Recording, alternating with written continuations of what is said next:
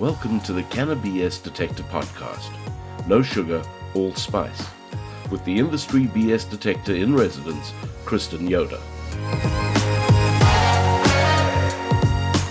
Hello, my cannabis detectors. Welcome back to another episode. I have someone very special, Emma Chasen, on today, and I'm super hyped up to talk to her because we both share a love for cannabis on a molecular level, except she has a background in plant, ethnobotany? Yes. Yes. So we had such a great conversation last time we talked. I'm like, we've got to do a podcast together. So thank you so much for joining me today.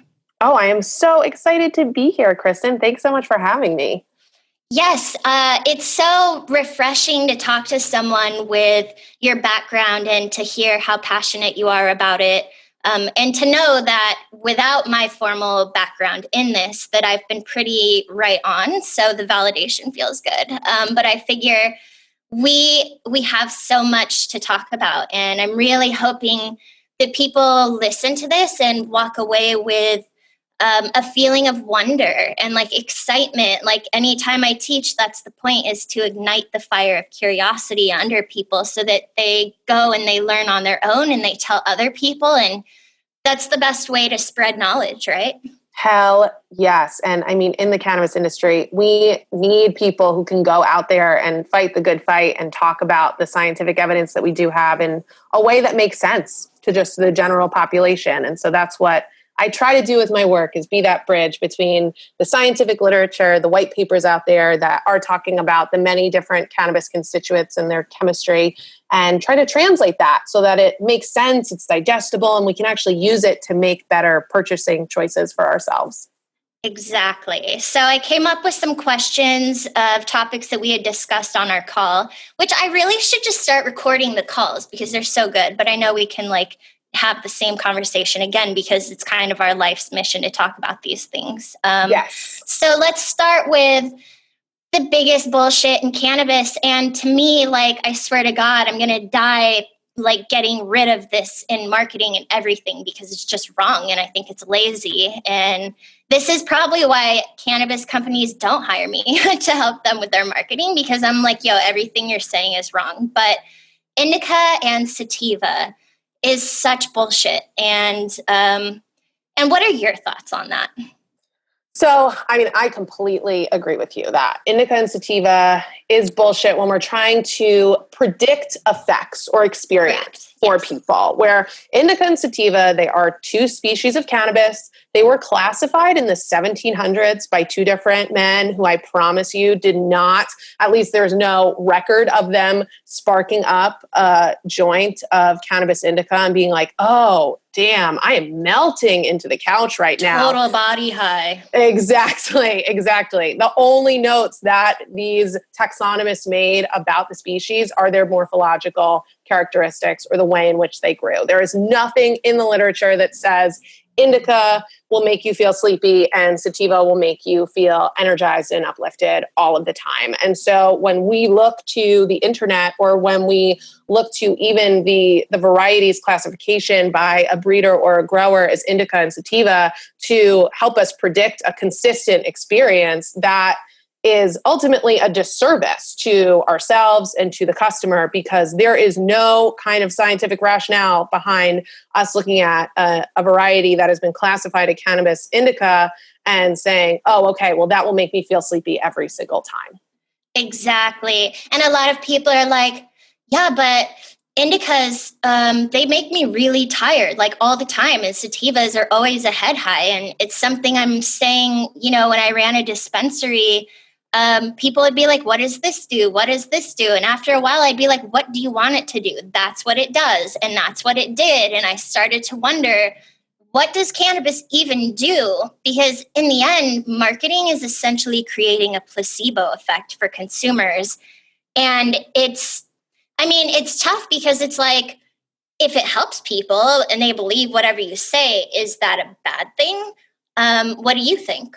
Right. And that's where we get into the kind of dangers of manipulative marketing. And so marketing that is not being fully truthful or is not disclosing everything about their product, if how it was grown, how it was manufactured, etc. That to me is manipulative when they're kind of skewing the actual data around the manufacturing process as well as the ingredients, including the potency of cannabinoids and terpenes in the actual formula. When we talk about effects-based marketing, so saying something like, well, this is an indica, so it'll make you feel really sleepy, or this is sativa, it'll make you feel really uplifted. There is less of a danger there because, like you said, if it is more of a placebo effect around somebody's going to be influenced by seeing that label and they're going to have the experience that is communicated to them by that label, is that really a bad thing?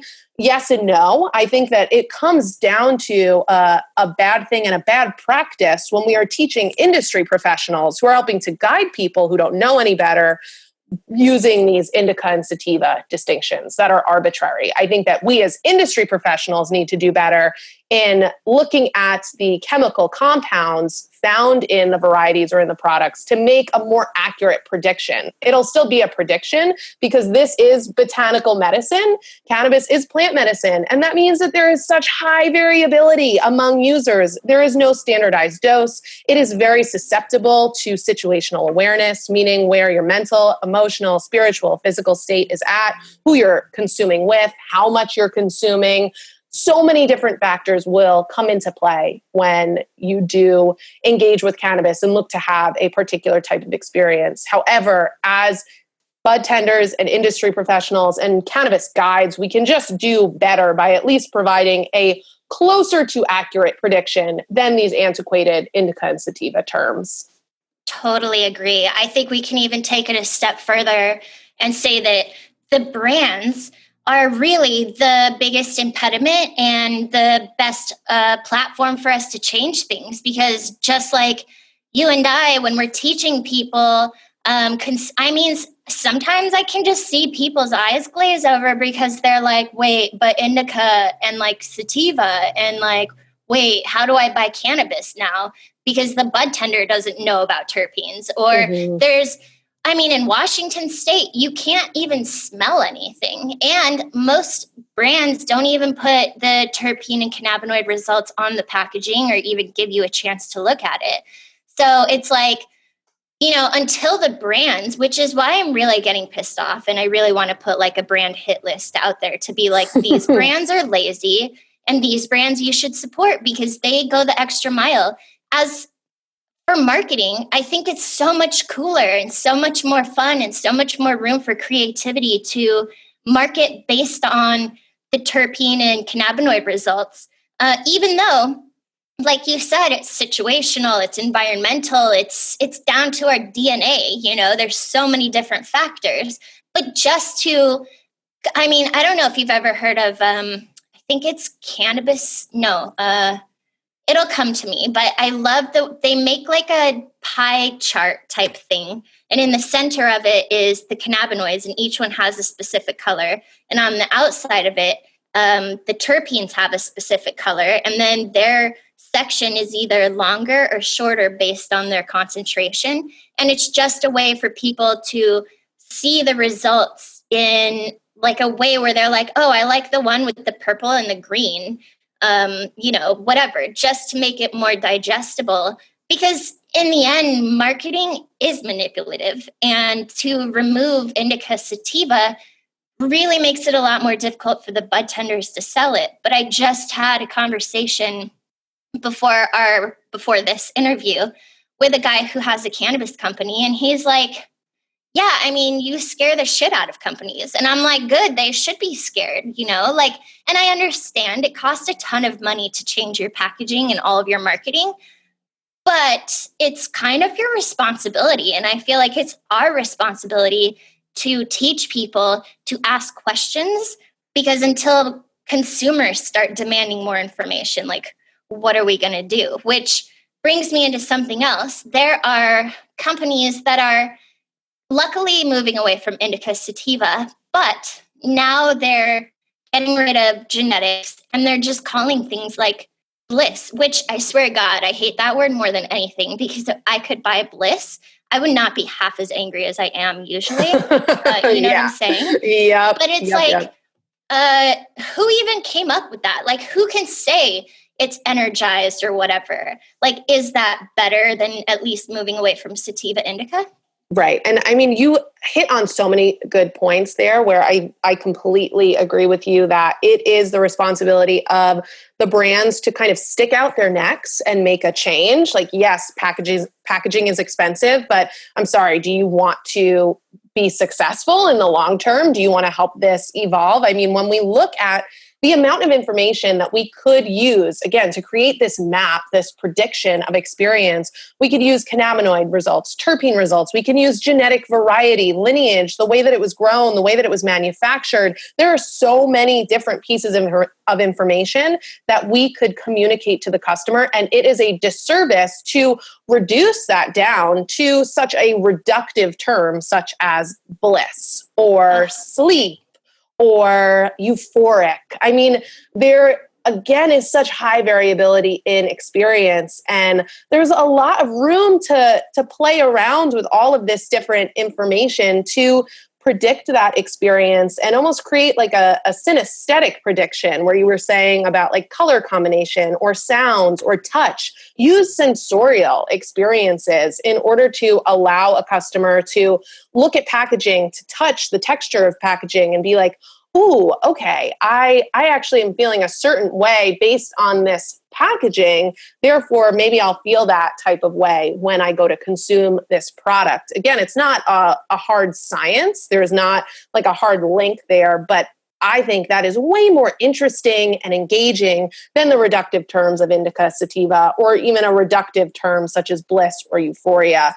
Consumers are getting smarter, and this is a consumer-driven market. Give them more information. If you are a brand who is doing it right, why wouldn't you put cannabinoids, terpenes, and the way that you are ethically manufacturing on your packaging, even if it's just a tiny little blurb and then a label with the potency readings? That in and of itself communicates to the consumer that you are taking it a step further to just share more about why you're doing it right. Exactly. You know, it's like I always say, the most important vote you can make is with your dollars. Mm-hmm. So I want to support companies that are bucking the status quo, and they're going out there and they're saying, yeah, that's bullshit. Or like, hey, why don't you just check out this? Like, we paid extra to get comprehensive testing to show you it's not a freaking trade secret what's in your plant. Like, it's just what's in your plant. So why not show that? And let's look at Oklahoma. Okay, they just gave a license to anyone and everyone. They are going to be so screwed in now maybe even in a year, because they're going to have a flood just like Oregon did. And how do you differentiate yourself? Besides people driving the price in competing with each other, they're going to drive the price down on everyone, which is not good for business. It's good for consumers, but how do you differentiate yourself? That's one of the main tenets in business is find your niche and kill it. Be the best at that. And the science is one amazing way to do that. It's so much more fun, you know? Yes, exactly. And like you said, especially in Oklahoma, the free market capitalism is just going to cannibalize the industry. And it's either going to be you're going to price war it to the bottom, or you're going to be one of the very select few who remains at the top, which is what happened in Oregon. And so how do you secure your place at the top? Be authentic, have great marketing materials that employ a lot of different visually appealing as well as different integrative, sensorially appealing experiences, and give them information. Be really open and honest about what you're doing, why you're doing it, and spring for those test results and the different kind of ways that you can communicate that your product and what you are bringing to the market has such a value that it would incur a higher dollar price. It's almost the only thing I can see keeping craft alive. Everyone wants to believe that craft will survive, but guess what? there used to be 70,000 types of apples, and now you go to the grocery store and there's 5. So, I mean, yeah, craft beer is coming back into the market, but it wasn't there for like 60 years when all we had was some shitty types of beer at the grocery store. So let's be different. And to elevate the craft brands, we have to differentiate ourselves. And I think going by the science is super important to that. Yes, it's plant medicine. This is a commodity market for sure, but I think we also cannot lose sight that it is a therapeutic. It is a plant medicine. And wouldn't you want to know the compounds that you are consuming to create the therapeutic effect? That to me is like such a fucking no-brainer. You know, speaking of that, that reminds me of another thing we were talking about, which is concentrates.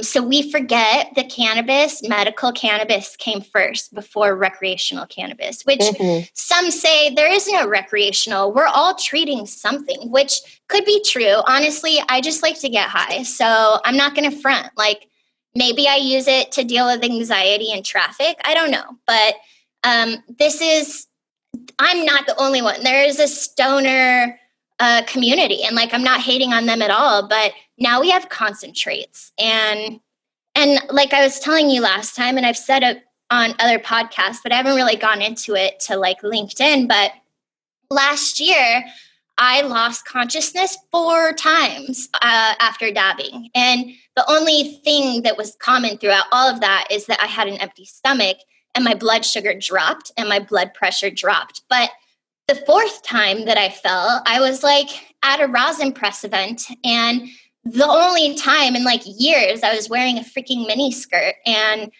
I had this like, I could tell I was blacking out, but I was trying to find my friend, and all of a sudden I had this like vivid dream that I fell into a pool and hit my head, and then I woke up on the ground surrounded by the most scared looking people ever, and they're like, "What day is it? Like, where are you?" And I'm like, you know, I knew what day it was. I knew where I was. And luckily I didn't hit my head. I fell sideways, but I had a gnarly bruise on my hip, and I have a scar on my elbow. And that's not the only scar I have. I have torch scars on me. Like, it's crazy. Like, to me, that's an addict. Like, that's an addict when you've already passed out 3 times and you keep doing it. And I have to give my bong or my rig and my torch to my best friend because I have no self-control. And this is something people don't want to talk about. But I'm determined to bring this to light, that concentrates are not medical. And maybe RSO oil is. And maybe if you're mixing these into food, or maybe it really is for some people, but not for the stoners. Like, this is not good. What do you think? And I have my own personal opinions around concentrates. I don't use them.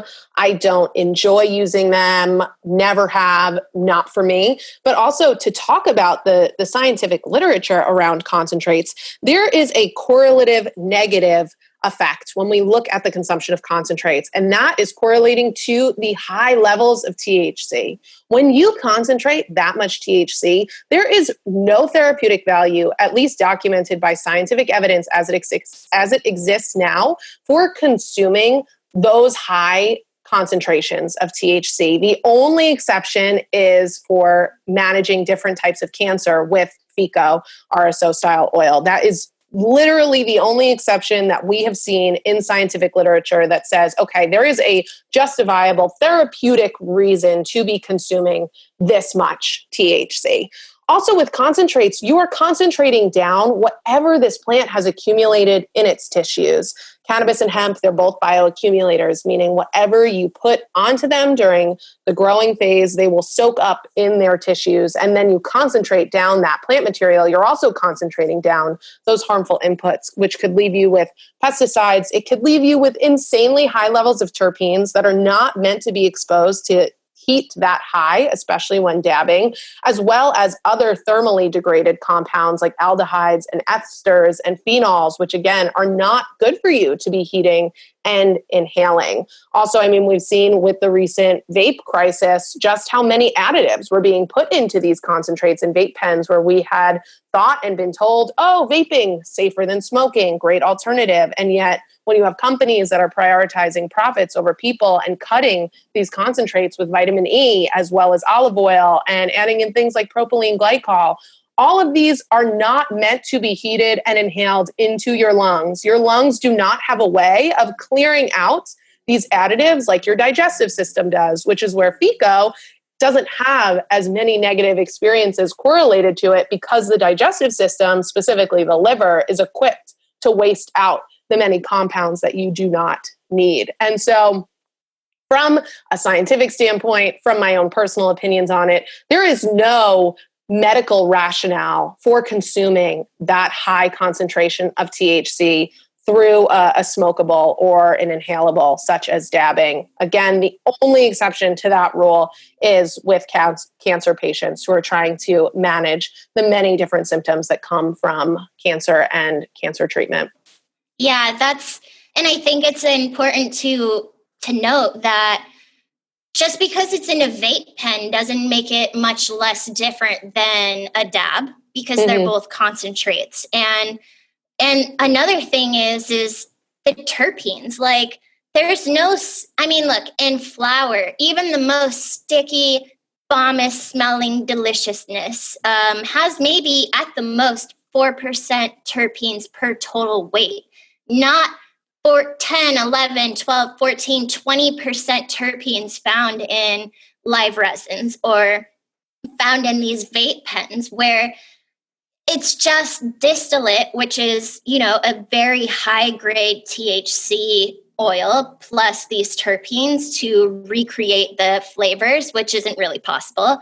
Like, it's just, even then, I am fully addicted to vapes. Like, I cannot do it. It just makes me so unmotivated. And I know there are other people out there that it doesn't. And I know that it's so much more convenient to vape because you can do it anywhere and no one's really going to know. And it's actually kind of fun to do it in places you're not supposed to do it. I'm guilty of that, but yeah, I hear you. And I think so it's good, easy, Yeah. And it's a good point to say that those vape pens, those batteries get up to a really high heat. It's not like we are doing such a great service to our lungs and to our bodies by not engaging in pyrolysis or combustion when we smoke, as compared to vaping. It's not like it's a much lower temperature even than dabbing. These devices get hot, and then they burn all of those compounds that are in there. Or they don't burn, but they heat them to such a high temperature that then we inhale into our lungs. And because of that convenience, because there's discretion, because we can do it anywhere,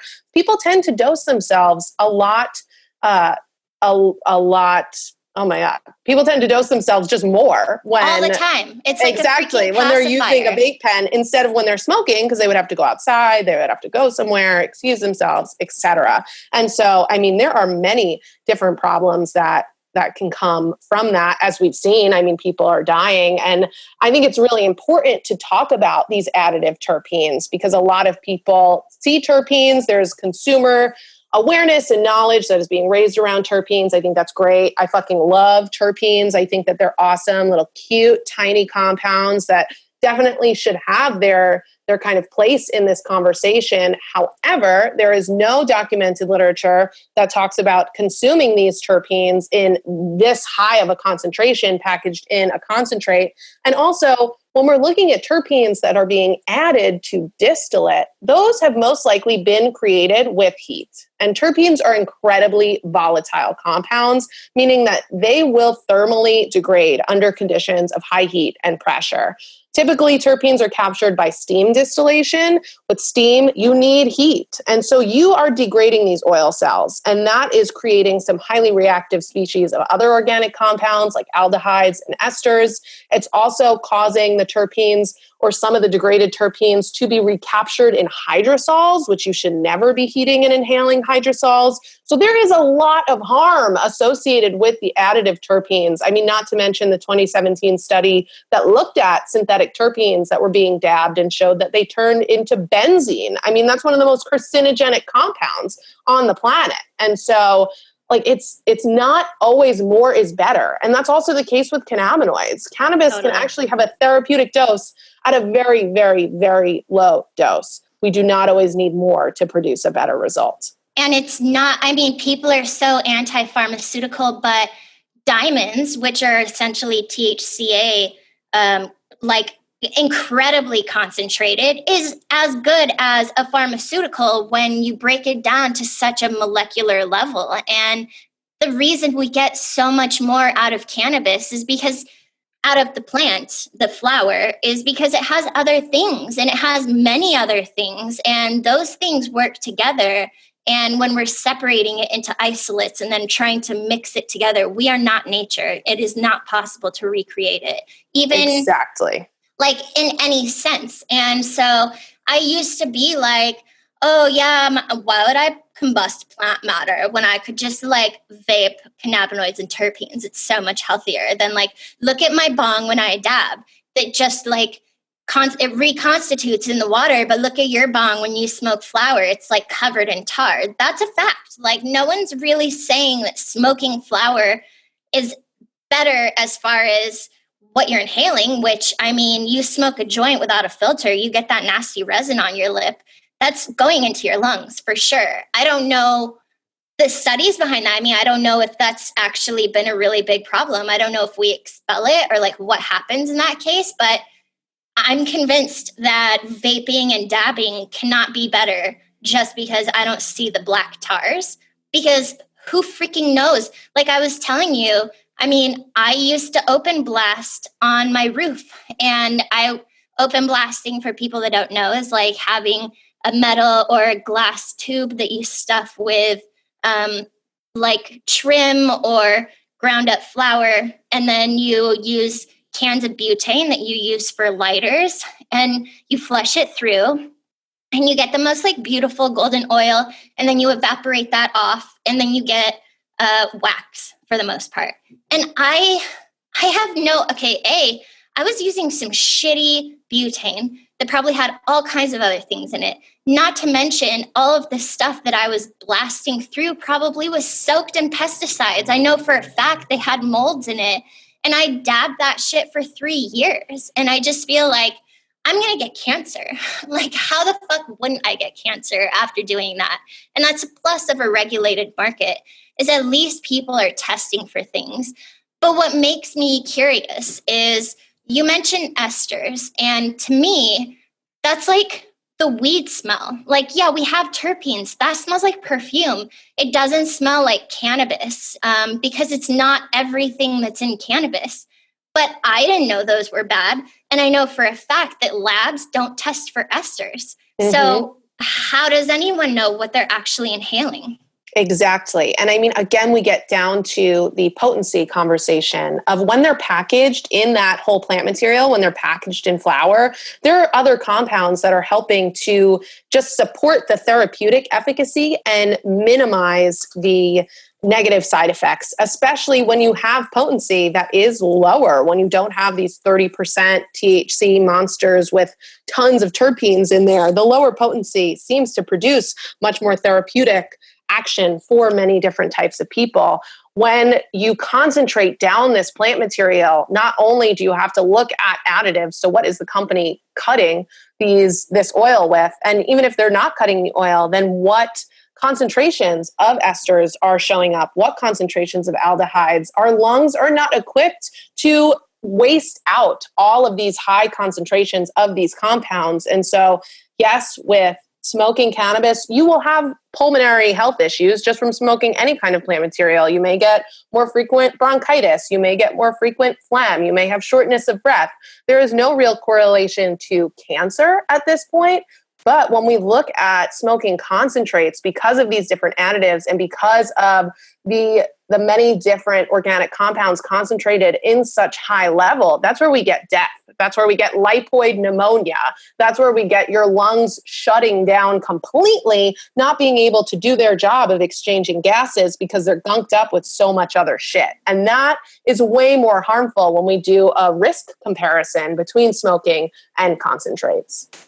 You know, my best friend, Alice Moon, she has CHS, which is so, I mean, it's such a loaded term. Like, I swear to God, people are like willing to fight to the death to say that it's not real. That's but so gaslighty.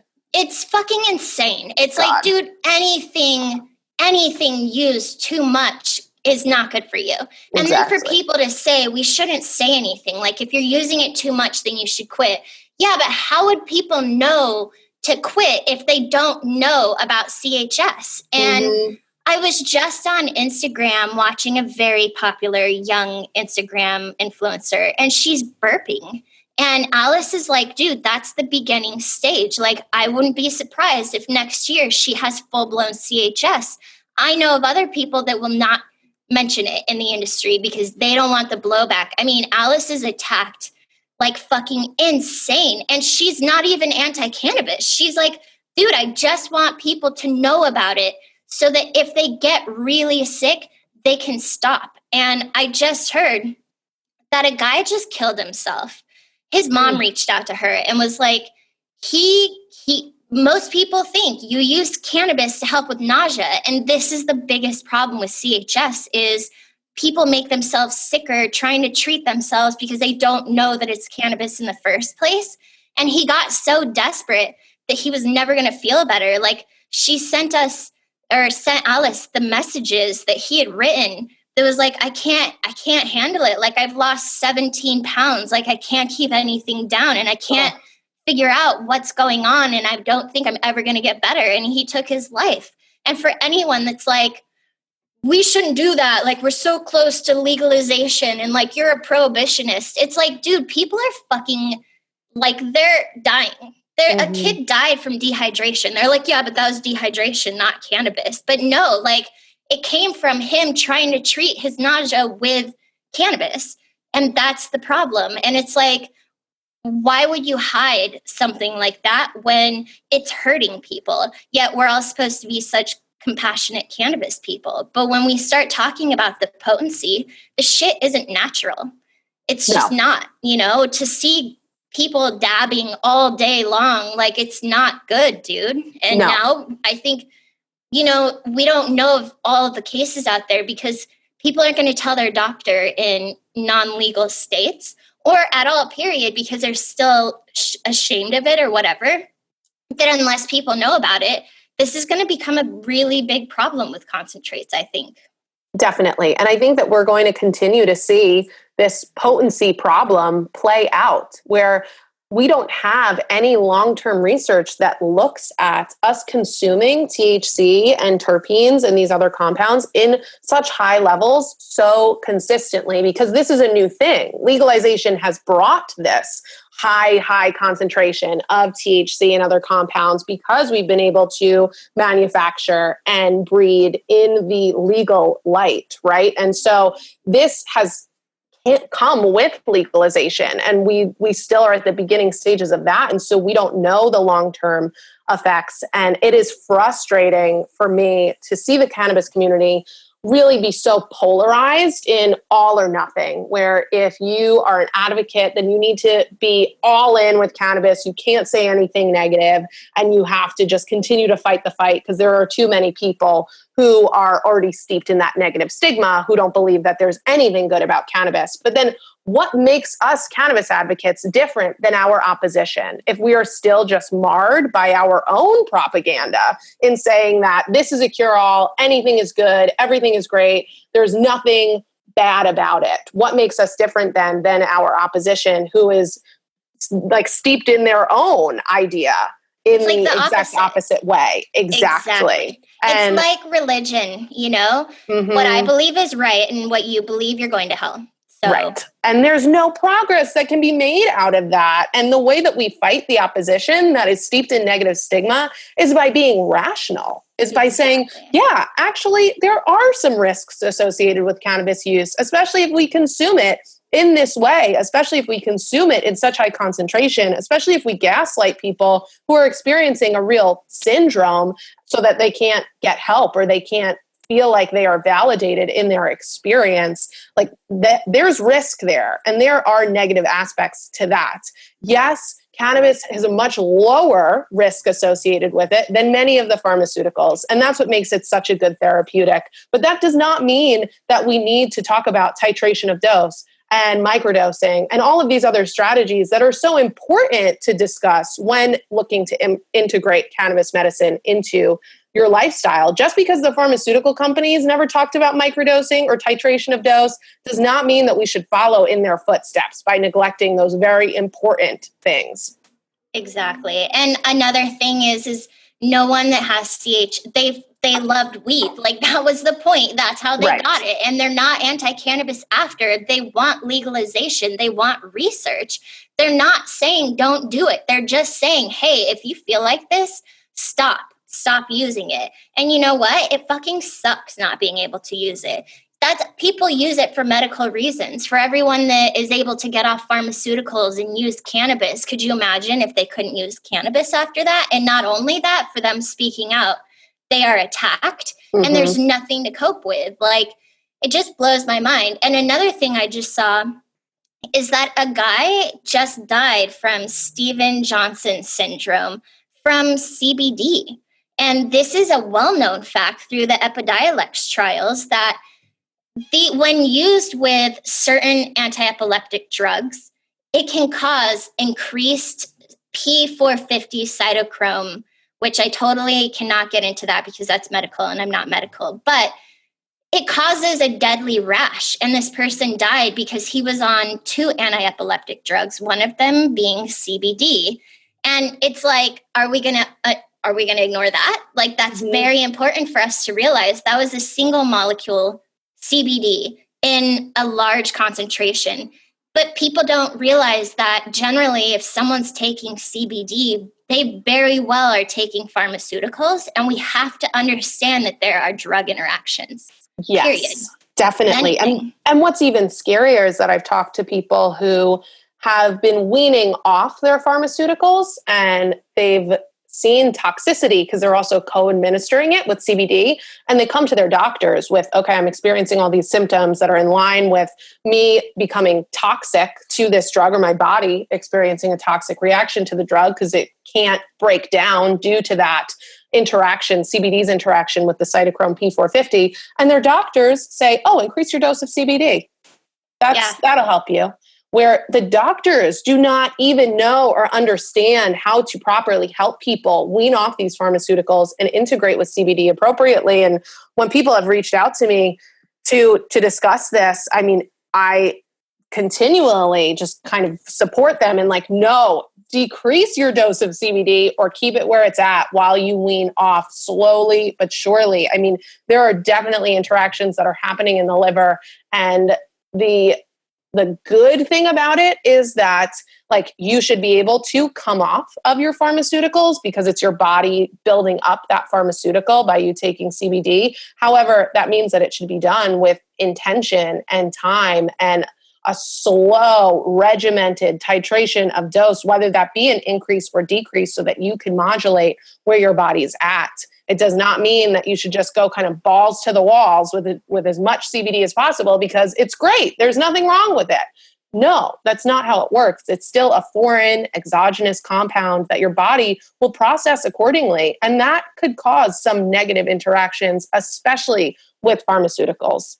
And it's kind of scary that there's a freaking CBD product for every ill, and it's not regulated by the FDA. So you don't even know really what you're getting in these different CBD products. And a lot of people think like, well, it's not harmful. Like, I'll just take a ton of it.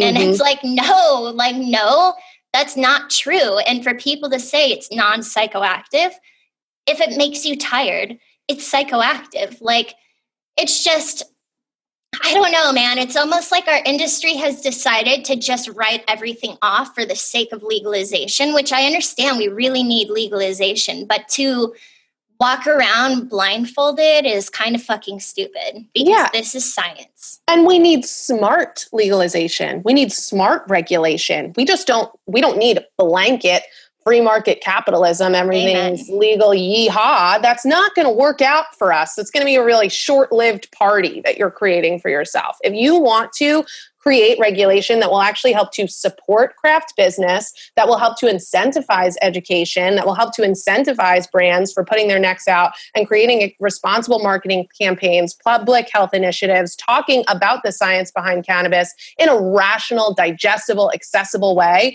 then you know what? We need to talk about the negative side effects and we need to talk about the risk associated with it, because there absolutely is risk. And we also need to involve healthcare professionals in this conversation, because it, to me, is such a disservice when I see a research paper come out that says, oh, well, the daily dose to be effective of CBD is 2,500 milligrams. It's insane. It's like, I'm sorry. If you are starting your journey in interacting with cannabis and you read that from a doctor, that you need to start with 2,500 milligrams of CBD and that's what you consume, that is such a liability to me. That is absolutely ridiculous. And so creating these regulations, talking about the risk, talking to legislators about what we need to be employing on the side of industry training and where we need to bring our industry up to speed as far as talking about microdosing and these other strategies to keep people safe. Isn't that the point? To make people healthier? Isn't that why we want to legalize? So why wouldn't that be our guiding mission and ethos in everything that we bring to the table? Absolutely. And the other thing is it's just like saying THC causes psychosis. The only time doctors are seeing cannabis in action is at the fucking emergency room. Mm-hmm. That's not good for any of us. Doctors know about CHS because they're seeing it and because they're hearing that people have been using cannabis for a long time and the only relief they get is from hot showers. And why would they think that cannabis is a medical plant when all they see is the negative things coming in? It's like we need to have them be involved from the start to realize that that's like an extreme case. That's not everyone. This isn't how they should be learning about cannabis. They're not getting an understanding of the therapeutic parts when all they see is CBD fucking with other drugs or people getting really sick from using it too long. Like that doesn't do a service to anyone. And doctors are they're not very open to non-doctors talking to them about medicine. But and I think that as long as you're saying that it does all this stuff and not mentioning the negatives that it does, we're not going to get healthcare professionals on our side because they'll be like, yeah, but what I see is different than what you're saying. And you're saying that what I'm seeing doesn't exist. And that's not true. So exactly. All about having an honest conversation with ourselves, with our industry, with healthcare professionals, with scientists, with researchers. And I mean, really, like you said, not blanket legalization, but smart regulations for medical cannabis to really do research. And like Dr. Sue, I tell people like you should look her up. She's been working with the FDA or the DEA, and they send her the shittiest weed ever. Yep. Medical research with. And it's like, this is why we have a skewed view from a governmental and a healthcare professional area, is because we're not even working with the correct product.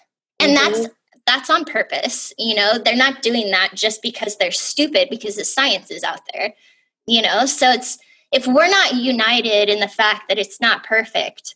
And I mean, both you and I, we find this plant freaking magical. Like, the molecules working together, there are so many amazing things this plant can do. And that's great. So why not be open to everything that it can do, including the things we shouldn't be crossing it with, Exactly. And also it needs to start at home, where we are including in the community anybody who advocates for cannabis in whatever way they want to. Where if somebody has CHS but still believes in the magic of this plant, that they can still be a part of the community without consuming. Or somebody who uses topicals once a month and finds relief, they can still be a part of this community with consuming in just that way. I think that we need to do a lot of work in our industry and in our cannabis community at large in making more room for people who are just curious about this plant and who may not consume it all the damn time. Like, that's okay too. We Yeah. need those voices on our side because that will also allow us to create that perceived legitimacy in opening up conversations with healthcare professionals and other sectors of our society. Totally agreed. Okay, well, let's go to the last thing that everyone wants to know from me, from you, from bud tenders, and that is, how do people buy cannabis when they're being marketed to by effect-based marketing or sativa indica hybrid? How do they move forward with their new knowledge? So I always tell people to shop for cannabis in the way that you would want to shop for really amazing organic food. So look to the actual producer of this cannabis flower or this cannabis product. Investigate the company. We didn't really get to talk about test results and the cannabinoid and terpene variants among testing laboratories. Well, let's get into that then before we move on, because that's really important. I mean, I even made a website that is not up because I have more ambition than I have time, called Show the Terps, where I'm like, ask for freaking test results. But even that is skewed because they have different testing procedures and different people doing different things. And yes, and there's no universal standard. So in all analytical testing laboratories get a set of universal standard operating procedures from the federal government.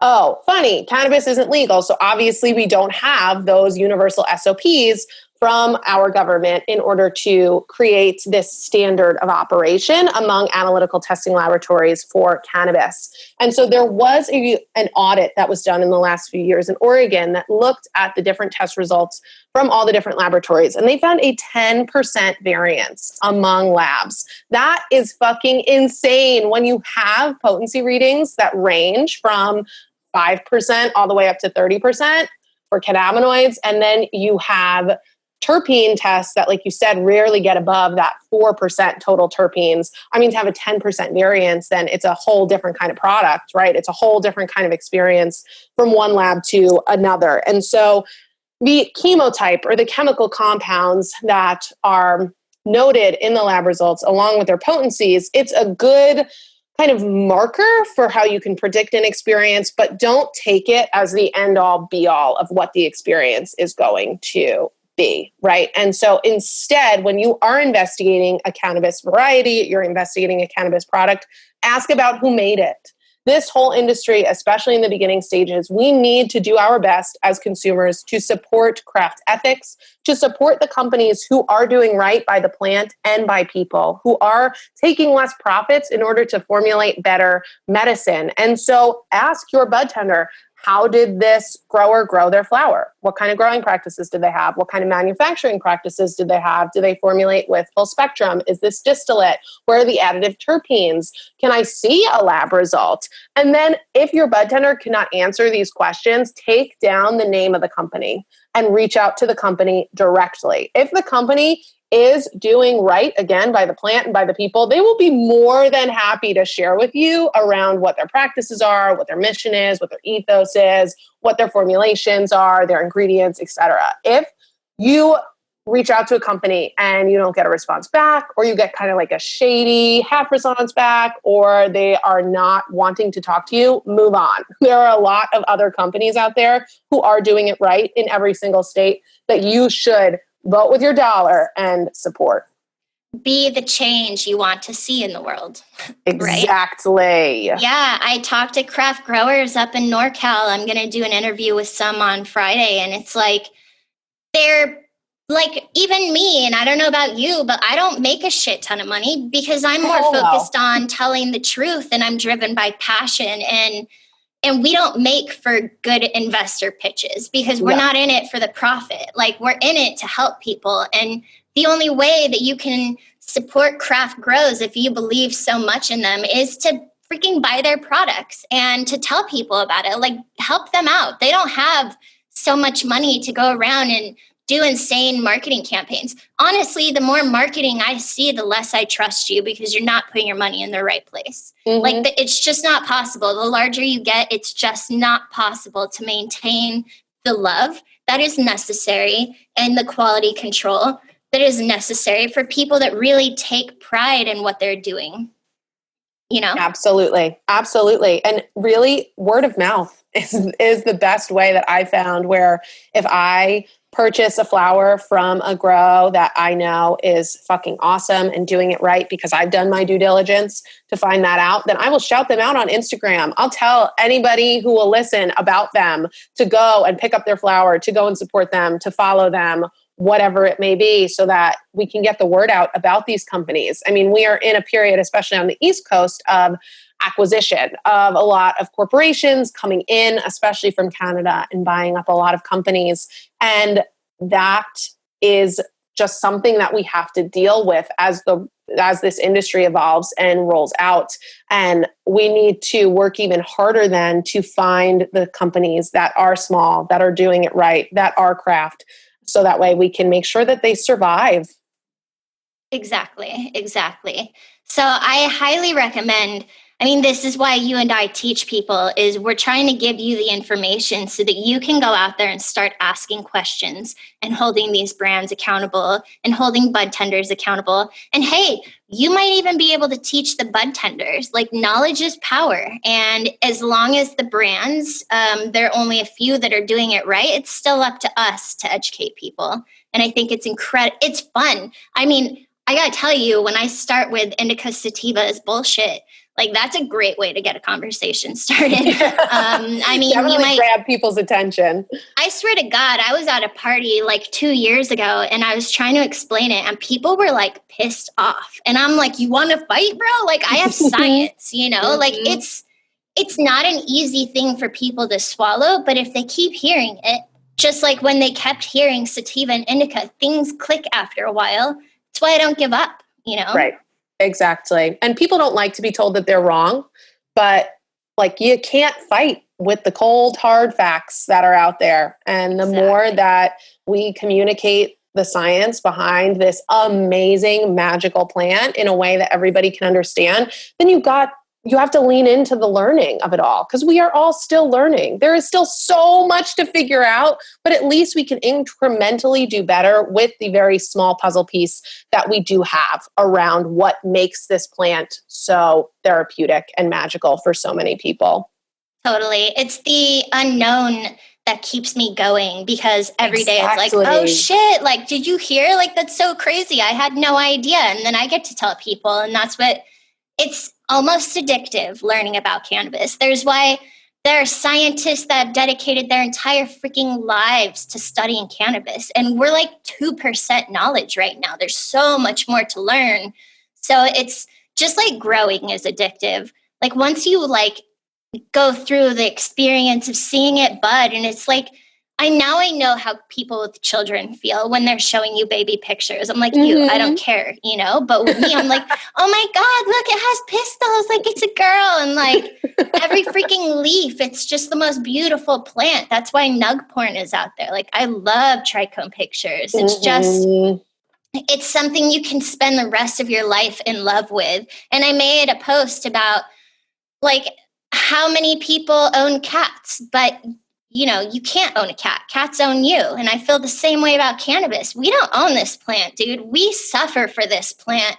We are owned by this shit. It literally got us humans to spread it around the world, to take it indoors, and to spend so much time making it better, for us to lose everything we have in the pursuit of following our passion for this plant. Like, we have a freaking endocannabinoid system. This is a part of us. And I welcome anybody to get addicted to knowledge, to get addicted to learning about this plant, because it's like a really cool, but I mean, like any addiction, you could lose a lot. You can lose a lot getting too into it, but I'm cool with that, because just like owning a cat, we have cannabis to calm our ills at the end of the day. Like, even when shit goes bad, at least I have cannabis. Absolutely. Yeah. I mean, that's beautiful and poignant. And I completely agree. I call it kind of like the new space age, because it's never boring, but you definitely have to be down for the roller coaster ride. Has a lot of high highs and high lows, but ultimately always worth it. Absolutely. So we'll wrap up, but you just released a terpene course online. Do you want to tell people about that? Yes. So I have been creating some really fun and digestible courses around cannabis science that are all based in scientific evidence. You'll get a big, long ass bibliography at the end of the course. And we put in a lot of different learning games and exercises. It's a bunch of videos of me lecturing with visual aids, animations, and graphics, as well as some fun games such as a terpene personality quiz and a flashcard game, quizzes, final assessments. It can be found on althea.solutions.